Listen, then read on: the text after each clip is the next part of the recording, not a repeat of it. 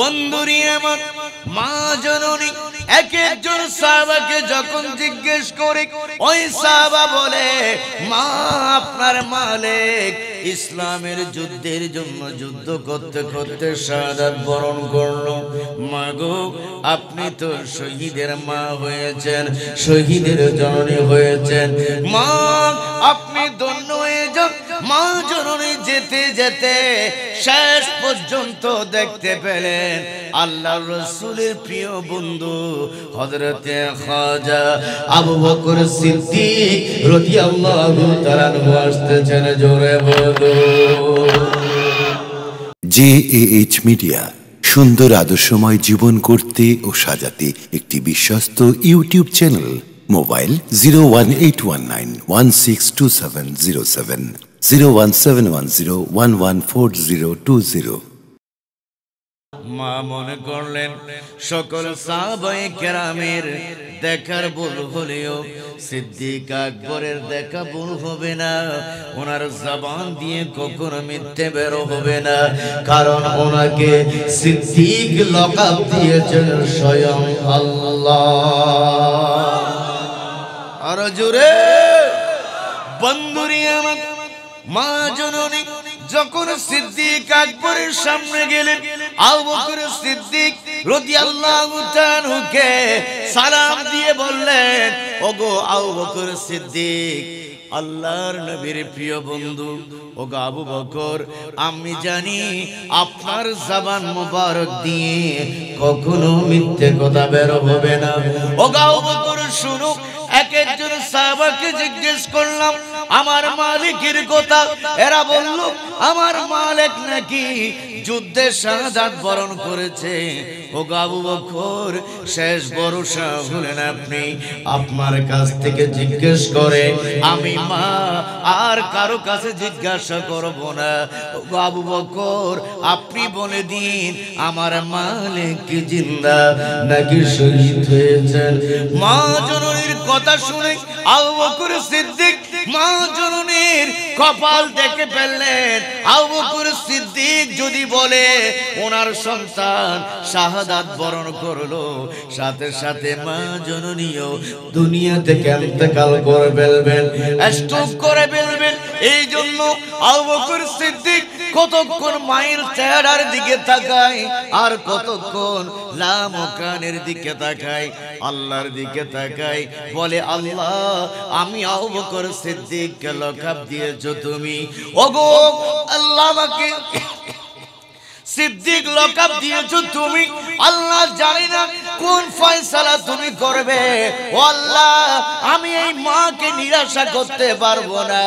আবু বকর সিদ্দিক বললেন, মা গো আপনি আনন্দিত হয়ে যান, একটু করে আমার পিছনে দেখুন, আপনার মালিক বিন সিনান ইসলামের বিজয়ের পতাকা নিয়ে আপনি মায়ের কদম মোবারকে আসতেছে। জোরে বলো। মা জননী দেখতে পেলেন ওনার মালিক বিন সিনান, ওনার কলিজার টুকরা সন্তান 7 রাজার দল মালিক বিন সিনান দূরে এসে তাড়াতাড়ি মায়ের কদমে পড়ে মায়ের কদমে চুমুকে মা জননীকে জড়িয়ে ধরলেন। মা জননী মালিক বিন সিনানকে আদর করলেন, কপালে চুমু খেলেন। মা পুত্র দুইজন যখন শান্ত হয়ে গেল, মা বলল, বাবারে এতগুলো সাহাবায়ে কেরামকে প্রশ্ন করলাম, এরা বলল তুমি নাকি শাহাদাত বরণ করলে। বাবা যখন আবু বকর সিদ্দিক আসলেন, ওনাকে যখন বললেন, উনি বলল জিন্দা। বাবা তোমার জবান দিয়ে শুনতে চায় তুমি কি শহীদ নাকি গাজী। মালিক বিন সিনান মুস্কি হেসে বলল, মা গো আমি শহীদ ও গাজী। জোরে বলো। বাবা কি করে সম্ভব? মা সত্য, কারণ আমি কাফেরদের সাথে যুদ্ধ করতে করতে এক একজন কাফেরকে কুসু কাটার মতো কাটতে কাটতে জাহান্নামে পাঠিয়ে দিচ্ছিলাম। হঠাৎ একটা তলোয়ার এসে আমার শরীর থেকে আমার মাথা আলাদা হয়ে গেল। মা আপনি যখন এক একজন সাহাবায়ে কেরামকে যখন জিজ্ঞেস করতেছিলেন, তখন ফেরেশতারা আমার রূহ নিয়ে জান্নাতের দিকে যাচ্ছিল সবুজ পাখির ভিতরে দেবার জন্য। মা যখন আপনি আবু বকর সিদ্দিককে যখন প্রশ্ন করলেন, আবু বকর সিদ্দিক যখন জবান দিয়ে আমাকে গাজী বলবে, আল্লাহ বলে দিলেন, ও রহমতের ফেরেশতারা রে, মালিক বিন সিনানের রূহ আর নিয়ে যাস না। একবারে তার শরীরে তার রূহ ঢুকাইয়া দেখ, কাটা মাথাকে আলাদা মাথাকে জোড়া লাগাইয়া একবারে মা ধরনের কদম মোবারকে পৌঁছিয়ে দে। কারণ আমার আবু বকরকে আমি আল্লাহ সিদ্দিক লাকাব দিয়েছি, এইটা কখনো মিথ্যে হতে পারে না। মালিককে মায়ের কদমে জিন্দা পাঠিয়ে দে। জোরে বলো, আরো জোরে। হযরত আবু বকর সিদ্দিক রাদিয়াল্লাহু তাআলা আনহু এমন পাওয়ার ওয়ালা ব্যক্তি, যার জবান মোবারকের ইজ্জত রক্ষা করেন কে? আর একটু জোরে। এই আবু বকর সিদ্দিক রাদিয়াল্লাহু তাআলা আনহু জবান দিয়ে বললেন, মালিক বিন সিনান জিন্দা। আল্লাহ জিন্দা করে মায়ের কদমে পাঠিয়ে দিলেন। আর একটু জোরে। এর মতো নবী প্রেমিক কি আরেকজন হবে? আর একটু জোরে বলুন, আরেকজন হবে, যিনি গোটা রাষ্ট্রের প্রশাসক ছিলেন, পৃথিবীর একটা অংশ যিনি শাসন করেছেন। আজকে আমাদের মেম্বার চেয়ারম্যানের 2-4টা গাড়ি না থাকলে পোষায় না, ঠিক না ভাই? ঠিক। এক সময়কার দেখা যেত মেম্বার চেয়ারম্যানরা সাধারণ মানুষের মতো জীবন গঠন করেছে, ঠিক না ভাই? ঠিক। আরে বাবা, হযরত আবু বকর সিদ্দিক রাদিয়াল্লাহু তাআলা আনহু তো সমস্ত মুসলিম মিল্লাতের আমির ছিলেন। আর একটু জোরে বলুন না। তো ওনার বিবি ওনাকে বলল, গো আমার স্বামী, একটু করে আমার জন্য মিষ্টি কিনে আনেন। আমি বিবির মিষ্টি খেতে পছন্দ হচ্ছে। জোরে বলুন না সুবহানাল্লাহ। আমার মন চাচ্ছে একটু করে মিষ্টি খাবো। গোটা মুসলিম মিল্লাতের প্রেসিডেন্ট আবু বকর সিদ্দিক রাদিয়াল্লাহু তাআলা আনহু বললেন, বিবি রে, হতে পারি রাষ্ট্রপ্রধান, তোমাকে মিষ্টি খাওয়ানোর পয়সা আমার তো নাই। জোরে বলুন না সুবহানাল্লাহ। বিবি, বাইতুল মাল থেকে যে সম্পদ আমি গ্রহণ করি, ওই সম্পদ দিয়ে আমি আবু বকর শুধু আমার সংসার চালাই। কত সুন্দর ইসলাম ধর্মের নিয়ম কানুন। আপনার মিশকাত শরীফের ভিতরে কিয়ামতের আলামতের ভিতরে প্রথম আলামত হলো ইযা তুখিদাল ফাইউ দুআলান, যখন রাষ্ট্রপ্রধান যখন জনগণের সম্পদকে নিজের প্রত্যেক সম্পত্তির মতো ব্যবহার করবে, তখন আল্লাহর গজব নেমে আসবে। চিৎকার দিয়ে বলুন নাউযুবিল্লাহি মিন যালিক। আজকে আমাদের মেম্বার চেয়ারম্যানের কাছে 10 টন আসলে জনগণ পায় 1 টন, 9 টন তার করে চলে যায়, ঠিক না ভাই? ঠিক। আর যারা বলেন ঠিক কিনা? আজকে এই জমিনে গজব আসতেছে এই ধরনের মেম্বার চেয়ারম্যানের কারণে। বাংলাদেশের প্রধানমন্ত্রী, আমরা যতটুকু জানি, উনি নাকি তাহাজ্জুদের নামাজ আদায় করে। কাজেই বাংলাদেশ সরকার এমন ভাবে রাষ্ট্র চালানোর চেষ্টা করতেছে, আমরা বর্তমান জামানায় কেলি শহরের যে এত বড় রাস্তা দেখতেছি, কোন সরকারের আমলে এত সুন্দর রাস্তা আর হয়নি। গোটা বাংলার জমিনে যতগুলো ওভারব্রিজ হয়েছে, কোন সরকারের জামানায় এত বড় পদক্ষেপ আর কেউ গ্রহণ করতে পারে নাই। এই জন্য বলি, প্রধানমন্ত্রী বাংলাদেশের জনগণের জন্য দেয়, কিন্তু জনগণ পায় না, উপরে খায়া খায়, ঠিক না ভাই? ঠিক। আমরা দেখেছি করোনা ভাইরাসের সময় লকডাউন দিয়ে মানুষকে বলল, তোমরা ঘরে থাকো, তোমাদের ঘরে খাবার পৌঁছিয়ে যাবে। দেখা যায় যারা দিনে 1 মাস বসে খেতে পারবে, তাদের ঘরে গিয়েছে, গরিবের ঘরে খাবার নাই, ঠিক না ভাই? ঠিক। আল্লাহর নবী বলে দিলেন, ইযা তুখিদাল ফাইদুলান, আল্লাহর হাবিব বলে দিলেন, যখন রাষ্ট্র প্রশাসক, যখন জনগণের সরকার জনগণের হক মেরে দিয়ে জনগণের সম্পদকে যখন নিজের প্রত্যেক সম্পত্তির মতো ব্যবহার করবে, তখন আল্লাহর গজব নেমে আসবে। চিৎকার দিয়ে বলুন নাউযুবিল্লাহ। বন্ধুরে আমার, হযরত আবু বকর সিদ্দিক একজন সচ্চা নবী প্রেমিক। ওনার বিবি বলল, স্বামী আমার একটু মিষ্টি খেতে ইচ্ছে হয়। উনি বলে দিলেন, বিবি আপনাকে মিষ্টি কিনে খাওয়ানোর মতো টাকা আমি আবু বকরের নাই। বিবি চুপ করে থাকলেন, গোটা একটা মাস কাটিয়ে দিলেন। সুবহানাল্লাহ বলুন। কয় মাস? আরে জোরে বলুন, কয় মাস? এক মাস। এক মাস পরে স্বামীকে মিষ্টির টাকা দিলে, স্বামী এবার আমার জন্য মিষ্টি আনো। স্বামী বললেন, মিষ্টি আন? টাকা পাইলা কই?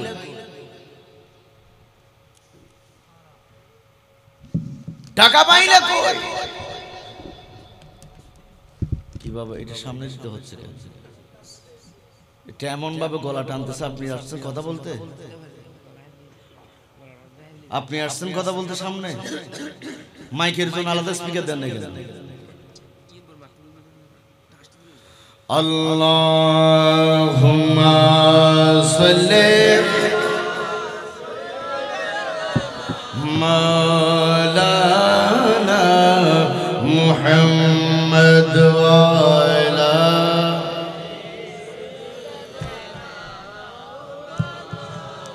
সব সময় মাইক সেটিং করার সময় সাউন্ডের স্পিকার থাকবে আলাদা, মাইকের স্পিকার থাকবে, কারণ সাউন্ডের স্পিকারে কথা বলতে হয় মুখ লাগিয়ে, আর মাইকের স্পিকার অটোমেটিক তার আওয়াজ দূর থেকে টানবে। এটাই হচ্ছে নিয়ম। এখন আপনি যদি সাউন্ডের মাইক একসাথে জয়েন করে দেন, আওয়াজ কেমন টানবে? বন্ধুরি আমার, আবু বকর সিদ্দিক জিজ্ঞেস করলো, বিবি টাকা পেলে কোথায়? সুবহানাল্লাহ বলুন না। আর এখন যদি আমাদের এলাকায় বিবি যদি 10 লাখ টাকা একসাথে বাইর করে দেয়, স্বামী জিজ্ঞেস করবে না টাকা পাইলি কই? বল চল লই ভাগি, ঠিক না বেটি? একজন রাষ্ট্রপ্রধান বিবিকে বললো, বিবি টাকা কোথায় পেলে? তোমাকে তো আমি চাকরি করতে দিই নাই, তোমার পরিচয় হলো তুমি হচ্ছে হাউস ওয়াইফ তথা গৃহিণী। জোরে বলো। বিবি টাকা কোথায় পেলে? স্বামী, চুরিও করি নাই, ডাকাতিও করি নাই, অন্যায় পথেও যায়নি। ওগো আমার স্বামী, আপনাকে বলে দিচ্ছে, আপনি আমাকে সংসারের জন্য যে খরচ দিয়েছেন, ও আমার স্বামী, ওই টাকা দিয়ে আমি জমাতে জমাতে এই মিষ্টির টাকা জোগাড় করেছে। জোরে বলো, আরো জোরে। ও স্বামী, অন্য কোথাও থেকে আমি টাকা আনি নাই। স্বামী, একটু একটু খরচ কমাইয়া আমি টাকা জোগাড় করেছি। হযরত আবু বকর সিদ্দিক রাদিয়াল্লাহু তাআলা আনহু বলে দিলেন, বিবি রে, তোমার জন্য আমি দোয়া করি, প্রত্যেক সংসারে যেন তোমার মতো বিবি আল্লাহ দান করেন। ও বিবি, কিন্তু এই টাকা তো আপনার মিষ্টি খাওয়ার ব্যাপারে আমি খরচ করতে পারবো না। বলে, কেন স্বামী? ও বিবি, আমি তো বুঝতে পারি নাই, আমার সংসারে যা লাগে তার চাইতে বেশি টাকা আমি রাষ্ট্রীয় কোষাগার থেকে নিচ্ছি। স্বামী, টাকা খেতে পারবো না, এই টাকা হলো জনগণের হক, আমাকে জনগণের কোষাগার বাইতুল মাল জমা করে দিতে হবে। জোরে বলো। খোদার কসম, কিতাবের মধ্যে এসেছে, আবু বকর সিদ্দিক রাদিয়াল্লাহু তাআলা আনহু এর পরের মাস থেকে ওই টাকা কমিয়ে কমিয়ে উনি সংসারের খরচ আনতে লাগলেন। আর জোরে। এই রকম রাষ্ট্রপ্রধান এখন খুঁজে পাওয়া যাবে? আর জোরে বলুন, পাওয়া যাবে? বন্ধুরে আমার, হযরত আবু বকর সিদ্দিক রাদিয়াল্লাহু তাআলা আনহু এই মাসে দুনিয়া থেকে চলে যাবেন।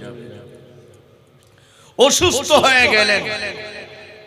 ওনার শুভাকাঙ্ক্ষীরা বলতে লাগলো, ওগো আমিরুল মুমিনিন, আমাদেরকে অনুমতি দিন, আপনার জন্য একজন বিজ্ঞ ডাক্তার নিয়ে আসি, যেই সমস্ত ডাক্তাররা আপনার রোগের রেজাল্ট দেবে। জোরে বলো, আর একটু জোরে। আমরা বলি কি, দরকার হলে 10 কানি বেশি বেলা আমারে ইন্ডিয়া মাদ্রাসা, ঠিক না বেটি? আরো জোরে বলুন ঠিক কিনা? হযরত আবু বকর সিদ্দিক রাদিয়াল্লাহু তাআলা আনহু বললেন, ওগো আমার নবীর সাহাবায়ে কেরাম, ওগো আমার শুভাকাঙ্ক্ষীরা, শুনো, আমার জন্য ডাক্তার ডাকতে হবে না। কদ নাজার আল্লাহু আলাইয়া, আমার আল্লাহ আমি আবু বকরকে দেখতেছেন, আমি আবু বকর কোন রোগে আছি, কোন রোগে ভুগতেছি, আল্লাহর ফয়সালাকে আমি শ্রেষ্ঠ ফয়সালা হিসেবে মেনে নিলাম। চিৎকার দিয়ে বলুন সুবহানাল্লাহ। কত বড় শক্ত ঈমানদার বন্ধুরি আমার। হযরত আবু বকর সিদ্দিক রাদিয়াল্লাহু তাআলা আনহু বুঝে গেলেন উনি পৃথিবীর জমিন থেকে চলে যাবেন। উনি বুঝতে পারলেন এই রোগে উনাকে পৃথিবীর জমিন থেকে আল্লাহর দিকে চলে যেতে হবে। জোরে বলো, আরো জোরে। বন্ধুরি আমার, হযরত আবু বকর সিদ্দিক রাদিয়াল্লাহু তাআলা আনহু উনি হযরত মাওলা আলী শেরে খুদা রাদিয়াল্লাহু তাআলা আনহুকে ডেকে পাঠালেন। হযরত আলী মুর্তজা রাদিয়াল্লাহু তাআলা আনহু আবু বকর সিদ্দিকের পাশে আসলেন, সালাম দিয়ে বললেন, ওগো আমিরুল মুমিনিন, আমি আলীকে আপনি কেন ডাকলেন? জোরে বলো, আল্লাহুম্মা সাল্লি আলা সাইয়্যিদিনা ওয়া আলা আলি। এই বাবা, এই কাদের ওদিকে ঘুরে আসতে পারেন, এদিকে সেদিকে। আল্লাহুম্মা সাল্লি আলা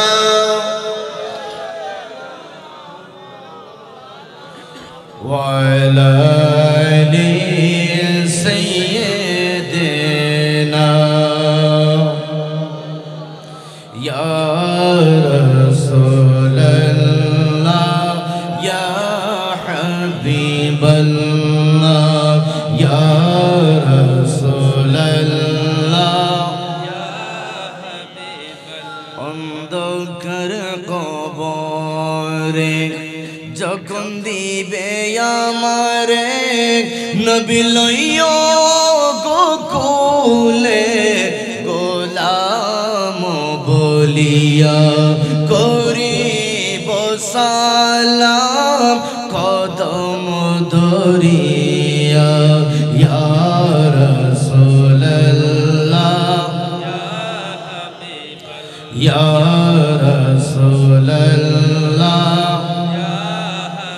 মুনকার নাকির আসিয়া সওয়াল করবেন বসাইয়া, নবী দিও গো পরিচয় উম্মত বলিয়া করিব সালাম কদম ধরিয়া। ইয়া রাসূলাল্লাহ ইয়া রাসূলাল্লাহ। গভীর মনোযোগ। হযরত আলী মুর্তজা রাদিয়াল্লাহু তাআলা আনুকে যখন ডেকে পাঠালেন, হযরত আলী আবু বকর সিদ্দিক রাদিয়াল্লাহু তাআলা আনুর সামনে চলে আসলেন আর বলে দিলেন, আমিরুল মুমিনিন, আপনি আমাকে কেন ডাকলেন? বলে দিলেন, ওগো আলী, আমি আবু বকর পৃথিবীর জমিন থেকে চলে যাব, এইটা আমি বুঝে গেলাম। আলী, আপনাকে আমি কতগুলো অনুরোধ করে যাচ্ছি, আলী আপনি আমাকে ওয়াদা দিন এই অনুরোধগুলো আপনি পালন করবেন। হযরতে মাওলা আলী শের খোদা বললেন, ও আবু বকর আমিরুল মুমিনিন, আপনি বলুন আমি আলী আপনার প্রত্যেক অনুরোধ পালন করব, জোরে বলুন। হযরত আবু বকর বলেন, ও আলী আমি আবু বকর পৃথিবীর জমিন থেকে যদি ইন্তেকাল করি, আলী আপনার নূরানি হাত দিয়ে আমার গোসল দেবেন। কারণ আলী আপনার হাতটা তো সাধারণ হাত নয়, আপনার হাতটা হলো দামি হাত, নূরানি হাত, সেই হাত মোবারক দিয়ে আল্লাহর রাসূলের গোসল মোবারক দিয়েছেন, জোরে বলো আর একটু জোরে। বন্ধুরে আমার হযরত আবু বকর বলে দিলেন, ও আলী আপনার কাছে আমার দ্বিতীয় অনুরোধ হলো, আলী আমি যখন ইন্তেকাল করব আমার গোসল হবে, আমার জানাজার নামাজ হবে। ও গো আলী আমার জানাজা নিয়ে আল্লাহর হাবিবের রওজা শরীফের সামনে নিয়ে যাবে। আলী গো আল্লাহর হাবিবের রওজা শরীফের সামনে গিয়ে আমার পক্ষ থেকে সালাতু সালাম দেবে আর বলে দেবে, ও গো আকা মদিনা বল, এইটা আপনার হিজরতের সাথী, হেরা গুহার সাথী আবু বকর সিদ্দিকের জানাজা। ইয়া রাসূলুল্লাহ ইয়া হাবিবাল্লাহ, ইয়া আবু বকর সিদ্দিকের জানাজা মুবারক আপনার পাশে দাফন করার অনুমতি আছে নি, জোরে বলো। আলী খবরদার দরজা খুলবে না, অটোমেটিক যদি দরজা খুলে যায়, আল্লাহর হাবিব যদি রওজা শরীফ থেকে আমার জানাজা দাফন করার অনুমতি যদি দেয়, তাহলে আমার জানাজা আল্লাহর হাবিবের পাশে দাফন করবে, নয়তো আমার জানাজা নিয়ে গিয়ে মুমিনের কবরস্থান জান্নাতুল বাকিতে দাফন করে দেবে, জোরে বলো আর একটু জোরে। এই জন্য তো শায়ের বলেন, দো জাহানে কি যে হবে মোদের পরিচয়, দো জাহানে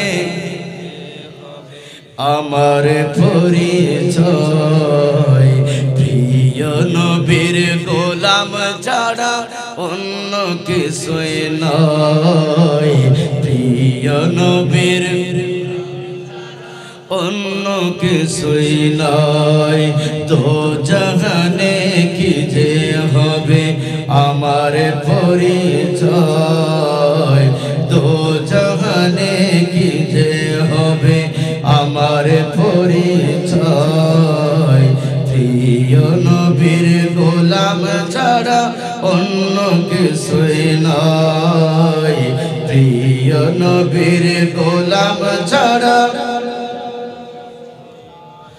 নবীর গোলাম পরিচয় দেন যে জন সফিনা, বনের সিংহ পথ দেখায় নেই কোনো ভাবনা, নবীর গোলাম পরিচয় দেন যে জন সফিনা, মন বনের সিংহ পথ দেখায় নেই কোনো ভাবনা, ইহকালার পরকাল যাহার জন্য বিজয় হয়, প্রিয় নবীর গোলাম ছাড়া অন্য কিছুই নয়, প্রিয় নবীর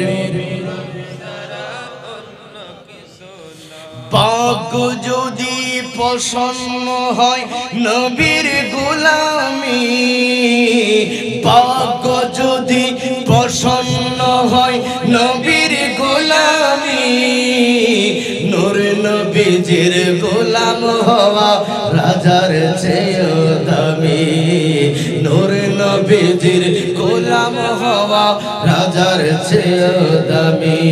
সেলিম বলে এই দুনিয়ার সম্পদ কিছুই নয়, সেলিম বলে এই সম্পদ কিছুই নাই প্রিয় নবীর গোলাম ছাড়া প্রিয় নবীর গোলাম ছাড়া দো জাহানে কি যে হবে আমার পরিচয় দো জাহানে কি যে হবে মুদের পরিচয় প্রিয় নবীর গোলাম ছাড়া অন্য কিছুই নয় প্রিয় নবীর গোলাম ছাড়া গভীর মনোযোগ হযরত আবু বকর সিদ্দিক রাদিয়াল্লাহু তাআলা আনহু পৃথিবীর জমিন থেকে যখন ইন্তেকাল শরীফ করবেন তখন ওনার জানাজা হলো হযরত আলী মারতুজা রাদিয়াল্লাহু তাআলা আনহু ওনাকে নূরানি হাত মোবারক দিয়ে গোসল দিলেন জানাজার নামাজ হলো ওনাকে হযরত আলী রাদিয়াল্লাহু তাআলা আনহু দুই হাত মোবারক নিয়ে আল্লাহর নবীর রওজা শরীফের দরজার সামনে রাখলেন এবার আলী আল্লাহর নবীকে ডাক মারলেন আসসালাতু ওয়াসসালামু আলাইকা ইয়া রাসূলুল্লাহ আসসালাতু ওয়াসসালামু আলাইকা ইয়া হাবিবাল্লাহ ও গো আল্লাহর হাবিব কামলি ওয়ালা রাসূল দু জাহানের বাদশা নবী গো ও গো আল্লাহর হাবিব আপনার রওজা শরীফের সামনে এমন একজন ব্যক্তির জানাজা নিয়ে আমি আলী হাজির হয়েছি যার নাম হলো আবু বকর সিদ্দিক যাকে সিদ্দিক লকাব দিয়েছেন আল্লাহ আপনি লকাব দিয়েছেন আতিকুল্লাহ যে হলো আপনার হিজরতের সাথী হেরা গুহার সাথী ওগো কামলি ওয়ালা নবী একটু করে বলে দিন এই আবু বকর সিদ্দিককে আপনার পাশে দাফন করার অনুমতি আছে এই কথা যখন জিজ্ঞেস করলেন সাথে সাথে অটোমেটিক আল্লাহর নবীর রওজা শরীফের দরজা টাচ করে অটোমেটিক খুলে যায় আল্লাহর নবী রওজা শরীফ থেকে আওয়াজ দিলেন ইয়া আলিয়ু আদখিলুল হাবিবা ইলাল হাবিব ইয়া আলিয়ু আদখিলাল হাবিবা ইলাল হাবিব ফাইনাল হাবিবা ইলাল হাবিব মুস্তাকুন ওগো আলী দেরি করো না বন্ধুকে বন্ধুর পাশে শোয়াইয়া দাও কারণ আমি রাসূল আমার বন্ধুর পথে রয়েছে অনেক দিন জোরে বলো আর জোরে আমার রাসূল জিন্দা না মরা আর জোরে হযরত আবু বকর সিদ্দিক রাদিয়াল্লাহু তাআলা আনহুর আকীদা ছিল আমার রাসূল জিন্দা আর একটু জোরে বলুন না জিন্দা না মরা আর জোরে বলুন জিন্দা না মরা আবু বকর সিদ্দিক নবীর সাথে এমন প্রেমের খেলা খেলেছেন আবু বকর সিদ্দিক জানে আল্লাহর রাসূল রওজা শরীফ থেকে আওয়াজ দেবেন আর একটু জোরে আল্লাহুম্মা সাল্লি সাইয়্যিদিনা মাওলানা মুহাম্মদ ওয়া আলা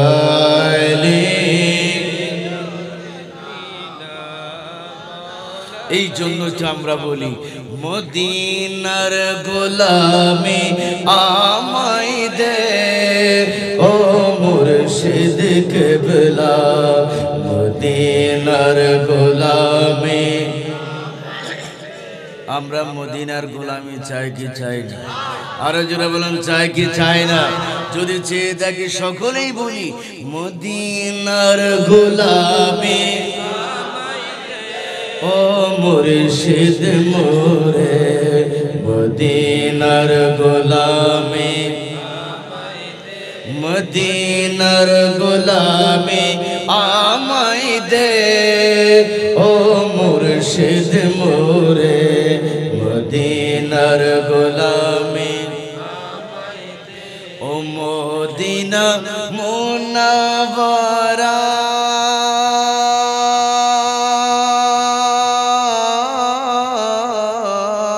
কেমনে তোমায় পাব মোরা ওই মান নসিব করে দে ও মুর্শিদ মোরে মদিনার গোলামি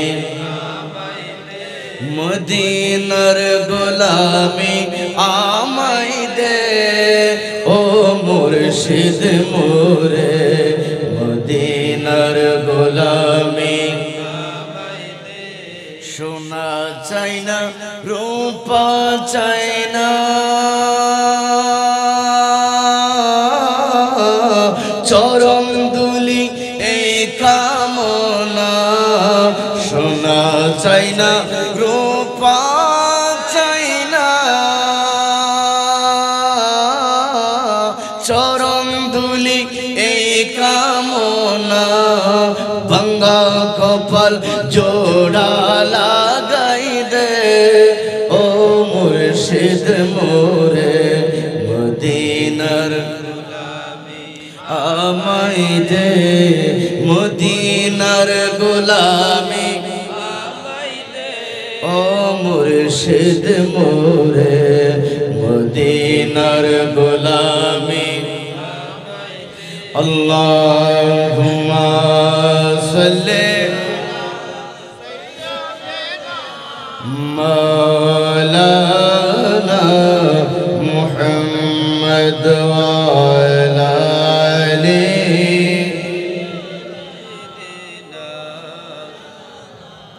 বন্ধুরে আমার এই হযরতি আবু বকর সিদ্দিক রাদিয়াল্লাহু তাআলা আনহু পৃথিবীর জমিন থেকে যাওয়ার পূর্বেই নবী প্রেমের পরিচয় দান করলেন আর একটু জোরে আরো জোরে বন্ধুরে আমার জঙ্গে তাবুকের সময় আল্লাহর নবী বলে দিলেন ও সাহাবায়ে কেরাম কার কি আছে আমি নবীর কদম মুবারকের সামনে এনে জমা করো জঙ্গে তাবুকের যুদ্ধে অংশগ্রহণ করতে হবে হযরতে ফারুক আযম রাদিয়াল্লাহু তাআলা বললেন প্রত্যেকবার আমাদের উপরে আবু বকর সিদ্দিক রাদিয়াল্লাহু তাআলা বিজয় লাভ করে আজকে আবু বকর সিদ্দিকের তো কোনো টাকা নেই পয়সা নেই কোনো সম্পদ নাই নিশ্চয়ই এইবার আমরা সকলে আবু বকরের উপরে বিজয় লাভ করব জোরে বলো আর জোরে হযরত ওমর ফারুক রাদিয়াল্লাহু তাআলা ওনার সম্পদের অর্ধেক ভাগ করে অর্ধেক আমার নবীর কদম মোবারকে রেখে দিলেন আর বলে দিলেন ওগো মদিনা বল আমার সম্পদকে আমি ওমর ফারুক দুই ভাগে ভাগ করলাম একটা ভাগ আমার পরিবারের জন্য রাখলাম আর একটা ভাগ আপনি নবীর কদম মোবারকে সঙ্গে তাবুকের যুদ্ধের জন্য উৎসর্গ করে দিলাম আমার রাসূল খুশি হয়ে গেলেন হযরত ওসমান যুন্নুরাইন রাদিয়াল্লাহু তাআলা সম্পদের ভাগ এনে আল্লাহর নবীর কদম মোবারক উৎসর্গ করলেন এইভাবে আমার রাসূলের সামনে এক একজন সাহাবায়ে কেরাম সম্পদ এনে জমা করতে লাগলেন আমার রাসূল চতুর্দিকে চোখ মোবারক বুলাতে লাগলেন আবু বকর সিদ্দিক কোথায় জোরে বলুন সুবহানাল্লাহ আল্লাহর নবী তাকাতে লাগলেন আবু বকর কোথায় কতক্ষণ পর আমার রাসূল দেখতে পেলেন হযরত আবু বকর সিদ্দিক রাদিয়াল্লাহু তাআলা একটা কাফরের গাঁটুলি মোবারক নিয়ে আমার নবীর সামনে আসলেন আর আল্লাহর নবীর সামনে এসে মাথাকে ঝুঁকাইয়া দিয়া চোখের পানির পর পানি ফেলতে লাগলেন আল্লাহর নবীকে বললেন ইয়া রাসূলুল্লাহ ইয়া হাবিবাল্লাহ যাই পেলাম তাই নিয়ে এলাম আপনি নবীর কদম মোবারকে উৎসর্গ করে দিলেন আমার রাসূল বললেন ওগো আবু বকর তোমার গাঁটটি গুলো আবু বকর যখন গাঁটটি খুললেন আল্লাহর নবী দেখতে পেলেন একটা দিরহাম যদি ঘরের মধ্যে থাকে ওই দিরহাম ওই তলের মধ্যে আছে ঘরের পাটা কাপড় পর্যন্ত ওই তলের ভিতরে নিয়ে আসলেন সুলার সাই পর্যন্ত ওই তলের ভিতরে নিয়ে আসলেন আমার রাসূল বললেন, ও আবু বকর এইগুলো কি জন্য আনলে? আবু বকর বলে, ইয়া রাসূলুল্লাহ, ইয়া হাবিবাল্লাহ, ও গো আল্লাহর নবী, আজকে দান করার মতো আমি আবু বকর আর কিছুই নাই। ইয়া রাসূলুল্লাহ, ঘরে খুঁজতে খুঁজতে যখন কতগুলো ফাটা কাপড় পেয়ে গেলাম, ইয়া রাসূলুল্লাহ, ওগুলো নিয়ে আসলাম। সোলার ছাই পেলাম, ওগুলো নিয়ে আসলাম। ইয়া রাসূলুল্লাহ, আজকে যদিও বা হাজার হাজার দিরহাম আমি দান করতে পারি নাই, ওগো আকা, যদি যুদ্ধের ময়দানে আমার কোন মুজাহিদ ভাই তলোয়ারের আঘাতে, তীরের আঘাতে, পল্লবের আঘাতে যদি আঘাতপ্রাপ্ত হয়, আমি আবু বকর তার কাছে দৌড়ে যাব, ছাই লাগিয়ে ওই ক্ষত স্থানকে এই পাটা কাপড় দিয়ে ব্যান্ডেজ করে দেব। জোরে বলো। আমার রাসূল বলেন, আবু বকর সোলার ছাইও নিয়ে আসলে, ঘরের পাটা কাপড়ও নিয়ে আসলে, আবু বকর তোমার ঘরে তো বউ বাচ্চা আছে, তাদের জন্য কি রেখে আসলে? আবু বকর বলল, ইয়া রাসূলুল্লাহ, একটা বাগানের জন্য সুন্দর একটা বুলবুলি যথেষ্ট। আমি আবু বকরের জন্য আল্লাহ এবং নবী যথেষ্ট।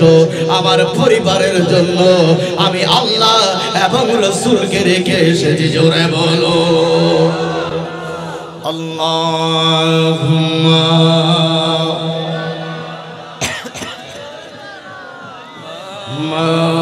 মাওলানা মুহাম্মদ ওয়া আলা আলি।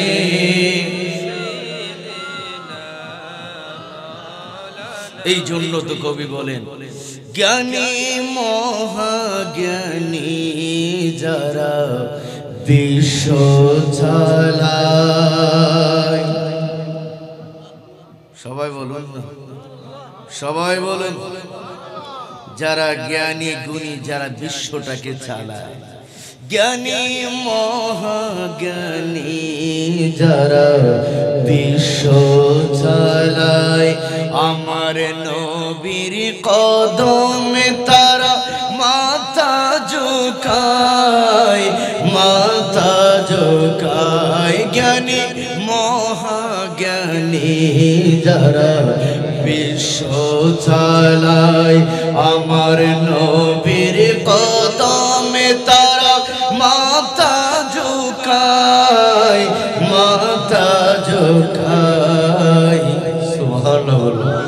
আর একটু জোরে, জ্ঞানী মহাজ্ঞানী যারা বিশ্ব চালায়, আমার নবীর কদমে তারা মাথা ঝুঁকায়, মাথা ঝুঁকায়। কিসের এত বড়াই তোমার, এত প্রশ্ন, কিসের এত বড়াই তোমার, এত প্রশ্ন?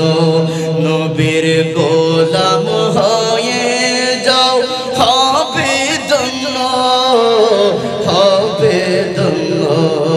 আমি মানুষ হতে পারি অতি নগণ্য, আমি মানুষ হতে পারি। আমার মনে বিমলা দেখো জগৎ বরেণ্য, আমার মনে বিমলা দেখো জগৎ বরেণ্য। আমি প্রেমিক হতে পারি জীর্ণ শীর্ণ, আমি প্রেমিক হতে পারি জীর্ণ শীর্ণ। যাকে ভালোবাসি তিনি অতি অনন্য, যাকে ভালোবাসি তিনি অতি অনন্য।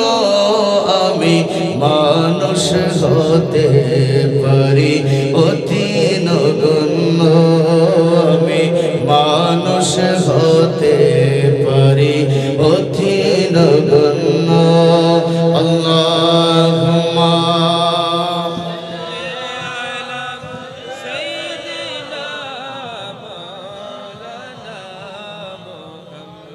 وعلى آله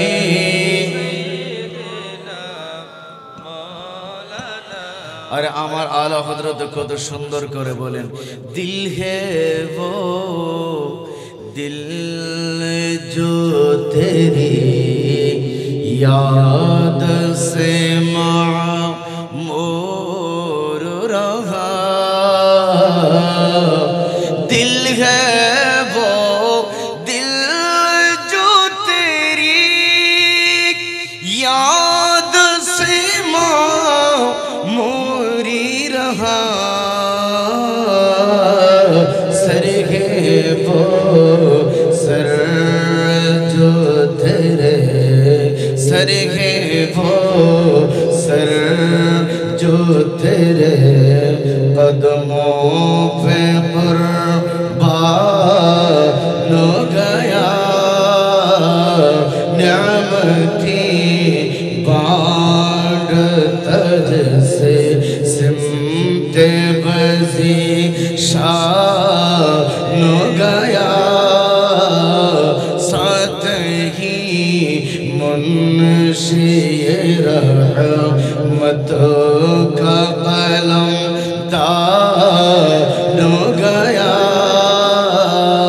नेमती बाढ़ता अल्लाहुम्मा सय्यिदिना मौलाना व अला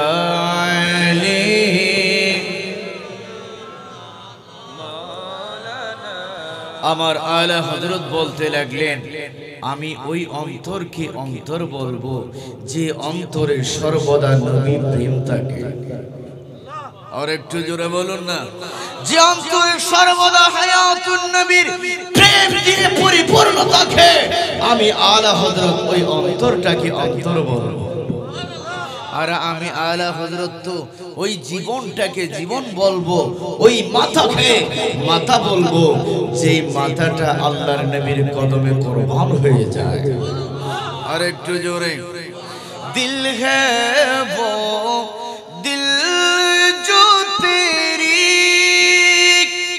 याद से मोरी रहा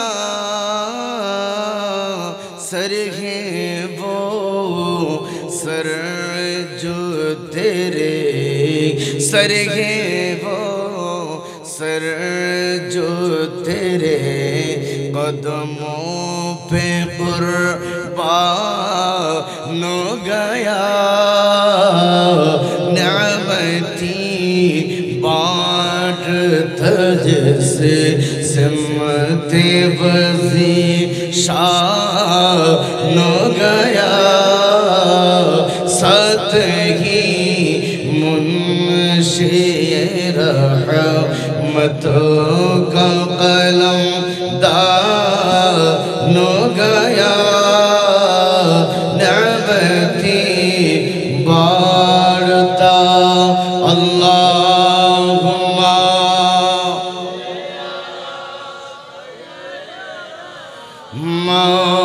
मौलाना मुहम्मद वाला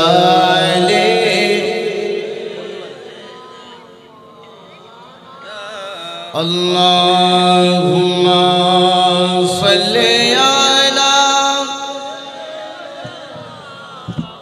मौलाना मुहम्मद वाला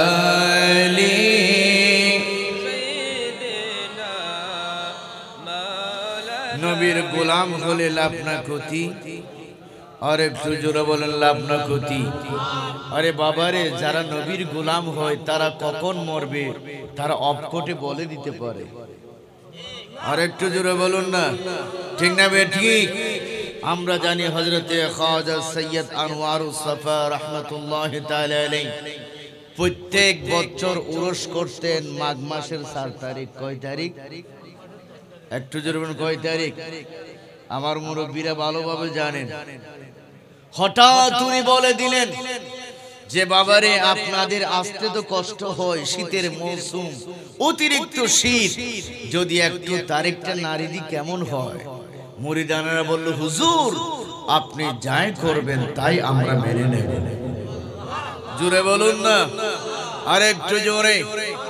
তো হযরতে খাজা সৈয়দ আনোয়ারুস সাফা আল হুসাইনি রাহমাতুল্লাহি তাআলা আলাইহি বললেন, আচ্ছা উরুসটা যদি ফাল্গুন মাসের 6 তারিখ করি কেমন হয়? বলেন, হুজুর আপনি যাই বলবেন তাই। চিৎকার দিয়ে বলুন না সুবহানাল্লাহ। এইভাবে কয়েকটা বছর উরস শরীফ উনি করলেন।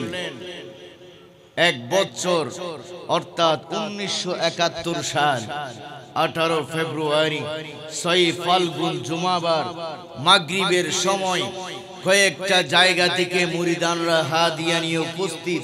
হুজুর কবুল করুন। উনি হাদিয়া কবুল করে দোয়া করলেন আর বলে দিলেন, বাবারে তোমরা আমাকে বিদায় দাও, আমি আল্লাহর দিকে চলে যাচ্ছি। একটু জোরে বলুন না। ওই তারিখে উনি ইন্তেকাল করলেন। ওনার পুরো মুরব্বির উরস শরীফ 6 ফাল্গুন ছিল না। উনি নিজেই ওনার মৃত্যুর তারিখ আগেই ঘোষণা করে দিয়েছেন, নিজের উরস শরীফ নিজেই পালন করে গিয়েছেন। জোরে বলুন আর একটু জোরে, ঠিক না? আল্লাহর ওলিদের খেলা বোঝা বড় দায়। বন্ধুরে আমার, হযরতে খাজা বাকিবিল্লাহ খাফি রাহমাতুল্লাহি তাআলা আলাইহি এই ঘটনাটা বলে আমি শেষ করে দেব।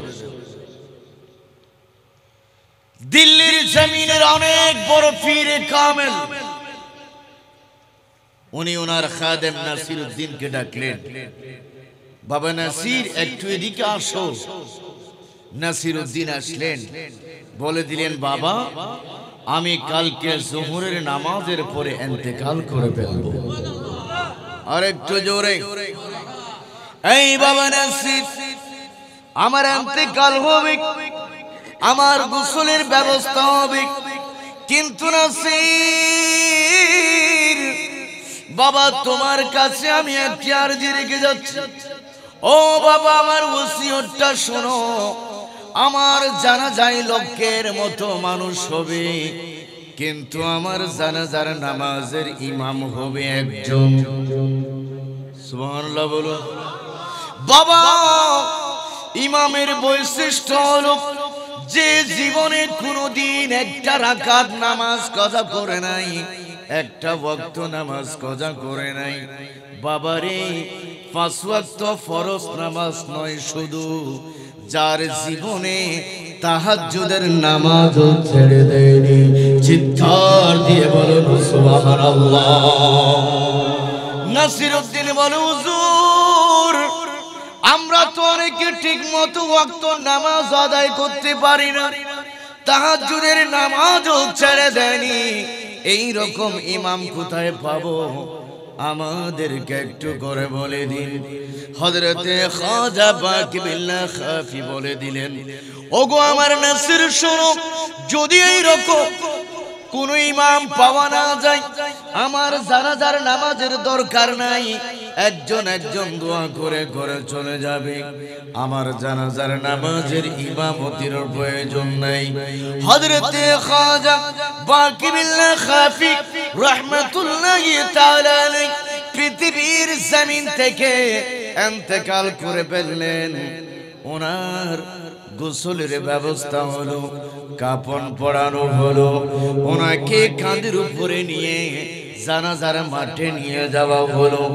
বন্ধুরি আমার, 20 নামক কিতাবের মধ্যে আল্লামা নাসিরউদ্দিন সারাগী দায়রাবি রাহমাতুল্লাহি তাআলা আলাইহি এই ঘটনা নকল করতে লাগলেন। একজন নয়, দুইজন নয়, ওই জানাজার নামাজে 1 লক্ষ মুসল্লি হয়ে গেল। ওই মুসল্লিকে সম্মান করার জন্য যতগুলো মুসল্লি, এতগুলো পাখি এসে তাদের মাথার উপরে পাখা বোলাতে বোলাতে বাতাস করতে লাগলো। জোরে বলো। শুধু তাই নয়, ওই জানাজার মাটির ডান পাশে একটা পুকুরের মতো ডোবা ছিল, ওই ডোবার ভিতরে যতগুলো মাছ ছিল সবগুলো মাছ মুসল্লিদের সাথে কাতারে বন্দী হয়ে গেল। এই রকম আল্লাহর ওলির জানাজা নজিরবিহীন। কিতাবের মধ্যে আছে নাসিরউদ্দিন দাঁড়িয়ে বলল, এই জানাজার মুসল্লিরা শোনো, আমাদের পীরে কামেল ওসিয়ত করে গিয়েছেন, আজকে এই জানাজার ইমামতি করতে পারবে একজন যে জীবনে কোনোদিন 5 ওয়াক্ত নামাজ কাজা করে নাই। শুধু তাই নয়, সেই ব্যক্তি তাহাজ্জুদের নামাজও ছেড়ে দেয়। জোরে বলো।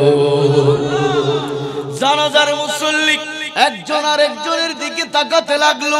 এইরকম ইমামকে কোন ইমাম আছে যে কোনদিন 1 ওয়াক্ত নামাজ কাজা করে নাই? শুধু তাই নয়, তাহাজ্জুদের নামাজও কখনো ছেড়ে দেয়নি। দেখা যাচ্ছে কেউ নাই। হঠাৎ বলল, নাসির গো, তাহলে কি জানাজার নামাজ হবে না? বলে, পীরে কামেল বলে দিয়েছে, যদি এরকম ইমাম পাওয়া না যায়, জানাজার নামাজ হবে না। একজন একজন হুজুরের সামনে দোয়া করে চলে যাবে। এই মুহূর্তের মধ্যে হঠাৎ বোরকা পরা একজন মানুষ এসে ইমামতির মুসল্লায় দাঁড়িয়ে গেল। জোরে বলো। হঠাৎ বলল, ওই লোকটা দেখা গেল হুজুরের ডান কান মুবারক বরাবর গেল আর বলে দিল, হুজুর, আমি যে কোনদিন 1 ওয়াক্ত নামাজ কাজা করি নাই। শুধু ওয়াক্ত নামাজ নয়, আমি যে কোনদিন তাহাজ্জুদের নামাজও ছেড়ে দিইনি। এটা আমার মা বাবা জানতো, বিয়ে করার পরে আমার বিবি বাচ্চা জানে। হুজুর, এত বড় রহস্য আপনি কেন ফাঁস করে দিলেন? আমি তো আজকে আপনাকেও ছাড়বো না। আপনার একটা গুপ্ত রহস্য আমি ফাঁস করে দেব।